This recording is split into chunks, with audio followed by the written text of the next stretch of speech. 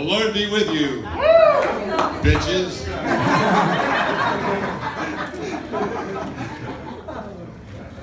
Thanks for the tequila. Agave Maria.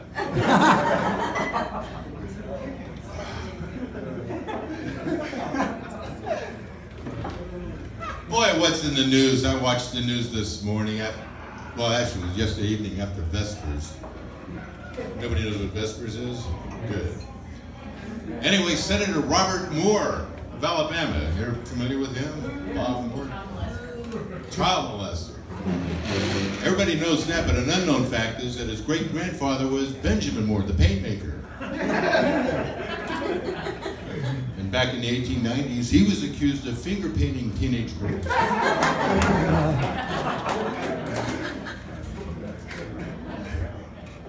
So I have my Bible with me tonight. It's called the LeBron Bible because it's the King James Version.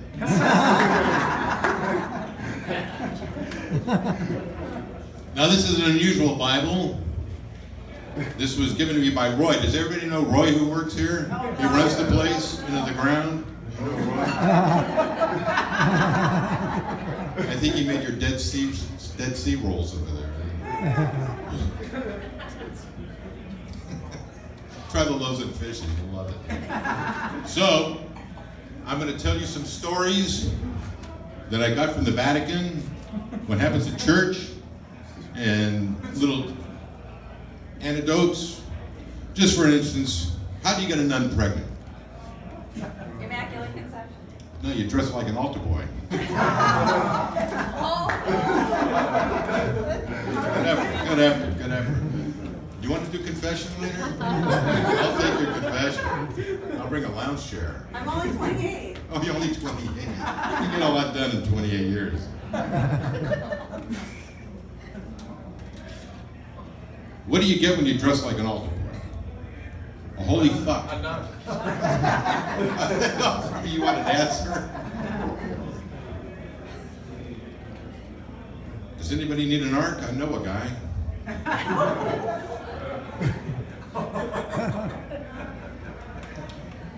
Jesus said unto Peter, "Come forth, and I will give you eternal life." But Peter came in fifth and got a toaster.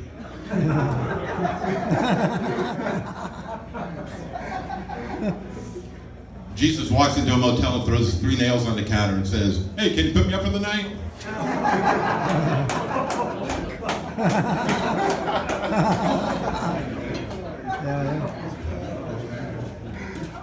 You know, there was always a big debate about if Jesus was crucified by the Romans or by the Jews. I say he was crucified by the Jews. I can imagine it there. Hey, cross his leg, we'll save a nail.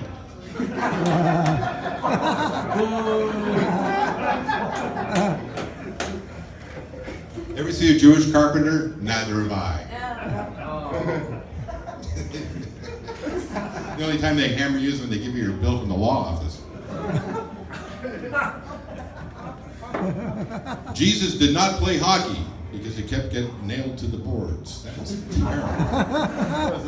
This is from the Vatican. I can't believe they sent me this. The priest and a bus are waiting at a bus stop. A priest and a bus. A priest and a nun.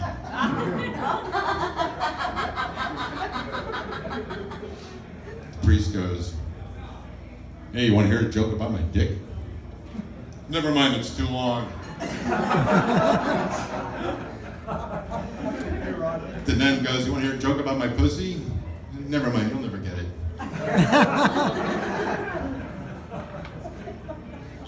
A rabbi, a priest, and a minister walk into a bar.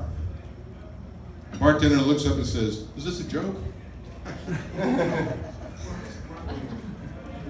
"Oh, what's the difference between a nun in church and a nun in the bathtub?" "Well, the one in church has hope in her soul. The one in the bathtub has soap in her hole."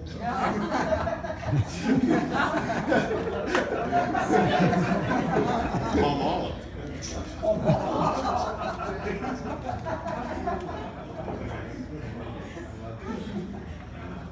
You know, we and the priests were You know, we have to look for new careers after priesthood. They don't retire us out to the pasture anymore. So we look to the Bible for inspiration about business people in the Bible that inspire us. And I always thought about Noah because he was the best investor.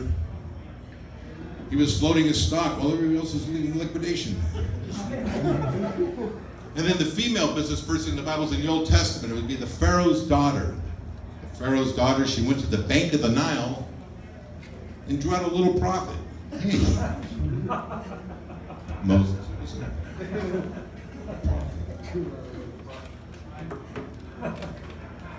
Samson was the best comedian in the Old Testament. He always brought the house down.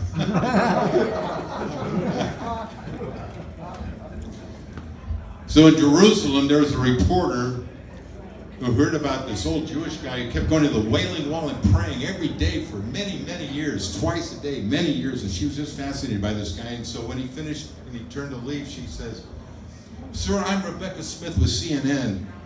How long have you been coming to this Wailing Wall and praying?" "Hey, I've been doing about 50 years.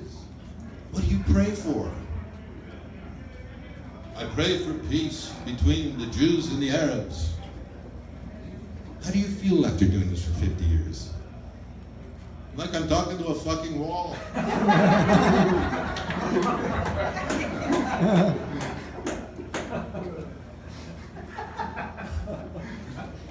A guy goes to the Holy Land with his wife and his mother-in-law.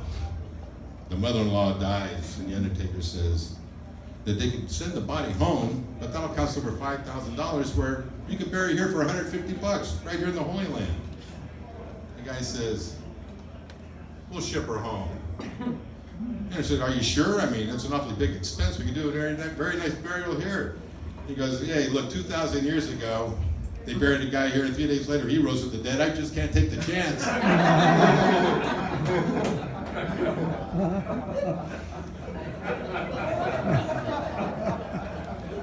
One morning, a man came into my church, and the altar boy's telling me this, and he says, "Hey," he steps in front of the holy water, and he gets up the holy water, and he's brushing it on his legs. And the kid says, "Yeah, Father, I couldn't believe it. He put the holy water on his legs, and he threw away his crutches." I said, "Son, you've witnessed a miracle. Where is this man now?" "He's flat on his ass over by the holy water." Jesus works in mysterious ways. A funeral service is being held in our church for a woman who passed away. At the end of the service, the pallbearers carrying the casket, they bump it into the wall. And they hear a moan inside the casket. The lady's alive. They open up the casket, she lives for another 10 years. And then she dies. They got the same pallbearers. They're at the church, they're moving the casket. The husband yells out, "Watch out for the wall!"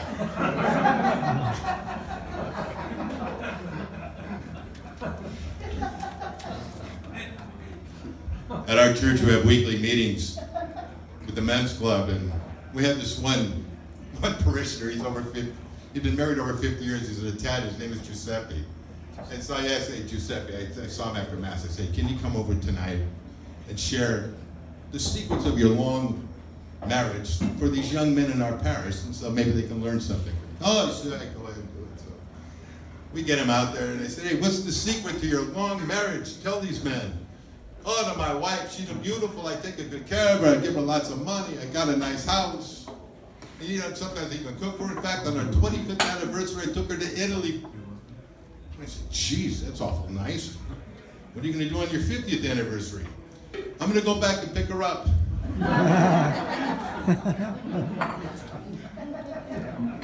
The secret to a long marriage.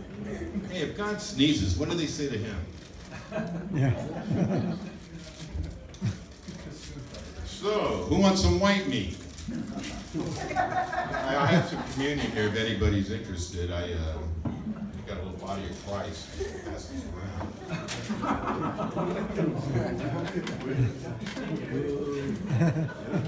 Those are from the Midget Christ collection.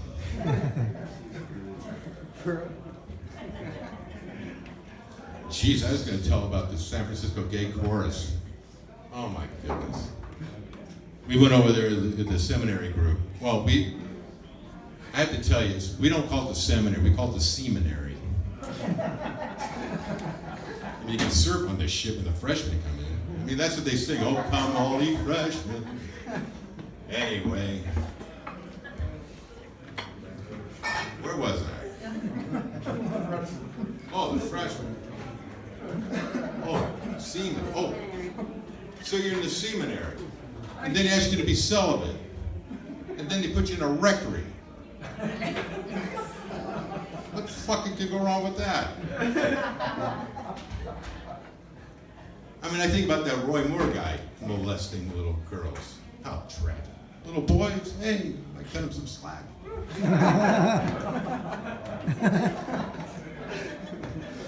So the San Francisco Gay Chorus, we get backstage, I'm with the seminary group, and they were going to do the Handel's Messiah. We went backstage, they were doing the Messiah's Handel.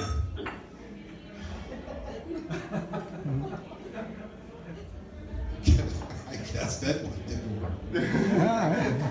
Does anybody know who Steve Pearl is? Steve's a rabbi in training. You gonna come up and bless us, Rabbi, after I'm done with this?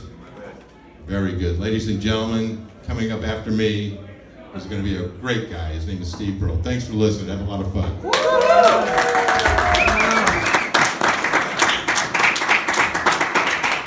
I'm next. I'm the headliner. Give it up for Father O'Bleary. He's heading to the massage parlor right now.